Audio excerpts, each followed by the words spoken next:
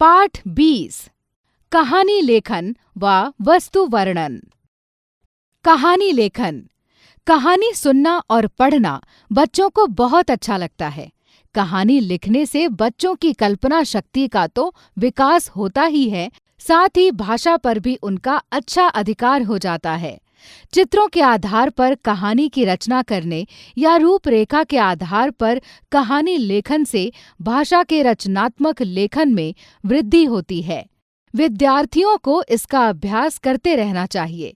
इससे कल्पना शक्ति और सृजनात्मक लेखन शक्ति का विकास होता है। आइए अब चित्रों और वाक्यों के रूप में दिए गए संकेतों के आधार पर कहानी लिखने का अभ्यास करें। सारस और लोमड़ी। एक जंगल में एक लोमड़ी रहती थी। वहीं एक तालाब था। तालाब में एक सारस रहता था। एक दिन लोमड़ी ने सारस को देखा। वह कहने लगी, सारस भाई राम राम, कहो कैसे हो?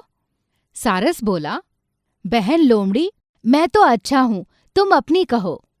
लोमड़ी को शरारत सूझी। वो कहने लगी, कल तुम हमारे घर भोजन करने आना। दूसरे दिन सारस लोमड़ी के घर जा पहुंचा। राम राम के बाद दोनों मीठी मीठी बातें करने लगे। कुछ देर बाद लोमड़ी 2 परातों में बहुत पतली खिचड़ी लाई।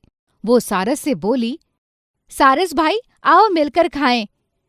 लोमड़ी तो जल्दी जल्दी खिचड़ी खाने लगी, परंतु सारस की लंबी चोंच में पतली खिचड़ी जरा भी न आती थी। सारस लोमड़ी की चालाकी समझ गया। थोड़ी देर बातें करने के बाद सारस अपने घर चला गया। जाते जाते उसने लोमड़ी से कहा, कल तुम हमारे घर भोजन करने आना। अच्छा, लोमड़ी ने कहा। सारस ने मछलियां पकाकर 2 तंग मुंह की सुराहियों में डाल दी। जब लोमड़ी आई तो राम राम करने के बाद दोनों बातें करने लगे। कुछ देर बाद सारस सुराही उठा लाया।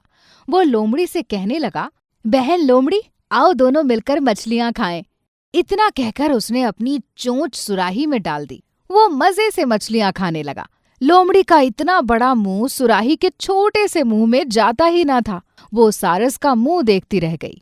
अब लोमड़ी समझ गई कि सारस ने अपना बदला ले लिया है। शिक्षा, जैसे को तैसा अवश्य मिलता है। घमंडी बारहसिंघा। किसी वन में एक बारहसिंघा रहता था। वो बड़ा घमंडी था। एक बार वो तालाब में पानी पी रहा था। पानी में उसने अपनी परछाई देखी। अपने सुंदर सींगों को देखकर वो बहुत प्रसन्न हुआ, पर अपनी भद्दी पतली टांगों को देखकर दुखी हुआ। वो भगवान को कोसने लगा। एक बार कुछ शिकारी कुत्ते जंगल में आ गए। वे बारहसिंघा के पीछे पड़ गए। बारहसिंघा दूर भागता चला गया। उसकी भद्दी और पतली टांगे ही उसे भागने में सहायता कर रही थी।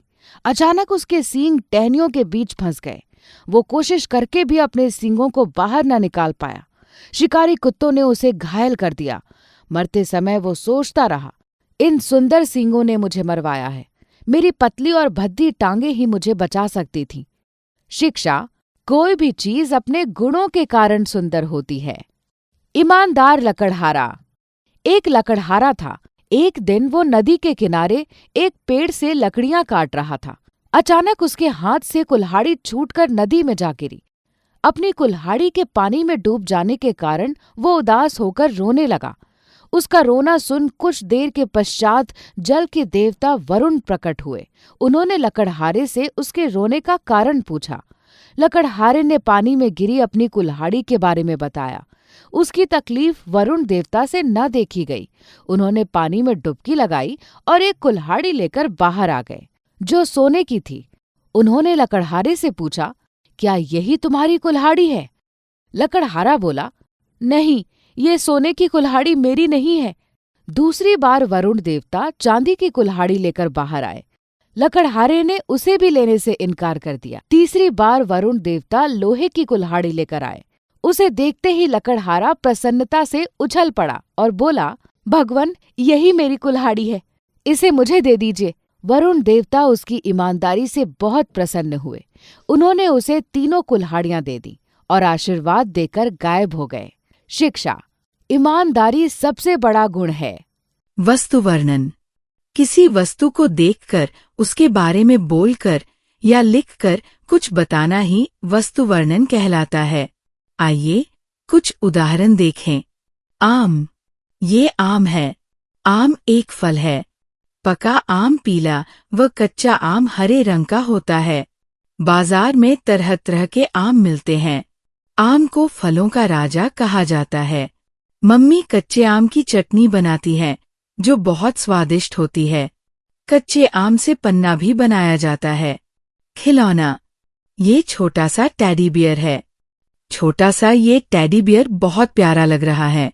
बाजार में तरह तरह के टेडी बियर मिलते हैं। छोटे बच्चों को ये बहुत अच्छे लगते हैं। मेरे पास भी एक बड़ा टेडी बियर है जिसे प्यार से मैं टेडी कहती हूँ। मैं टेडी के साथ खेलता खेलती हूँ।